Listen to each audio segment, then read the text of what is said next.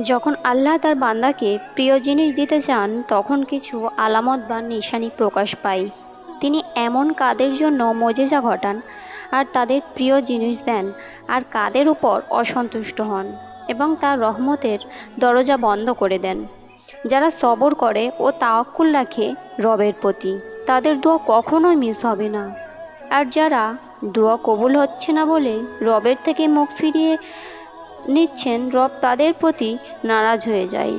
যখন তোমার মুখের কথা ব্যর্থ হয়ে যায় কিন্তু অন্তরে রবের প্রতি বিশ্বাস, ভরসা ও ভালোবাসা থাকে, চোখ দিয়ে সিজদায় টপ টপ করে পানি ঝরে, যখন মনে হয় তোমার জন্য হয়তোবা সব দরজা বন্ধ হয়ে গেছে, কিন্তু মন বলে আর একটু সবর করো, ধৈর্য ধরো, দেখবে সব দরজা রব তোমার জন্য উন্মুক্ত করে দেবেন। এটা হলো সবথেকে বড় একটি নিশানি তোমার দোয়া কবুলের। রব একবার কোন বললে সেটা কোন থেকে ফায়াকুন হয়ে যায়, সব রাস্তা খুলে যায়, ভাঙা মন আবার জোড়া লেগে যায়, অসম্ভব আবার সম্ভব হয়ে যায়।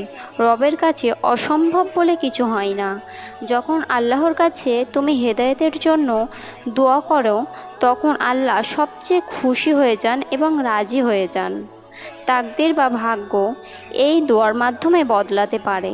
যখন বান্দার দোয়া দেরিতে কবুল হয় আর বান্দা দোয়া চাওয়া বন্ধ করে দেয়, তখনই বান্দা এবং রবের প্রতি আসল পরীক্ষা শুরু হয়, যে বান্দা তার রবের প্রতি কতটা বিশ্বাস রাখছে, ভরসা করছে। যদি তুমি তোমার পছন্দ মতো জিনিস পেতে চাও তবে রবের প্রতি তোমার বিশ্বাস হারালে চলবে না, দোয়া চাওয়া ছাড়লে হবে না। মনে রেখো, মুমিন ব্যক্তিরা কখনো আশা ছাড়ে না, রবের প্রতি বিশ্বাস হারায় না। দোয়া কবুলের আরও কয়েকটি নিশানি হলো, দোয়া করার পর তোমার রবের প্রতি ভরসা আসা।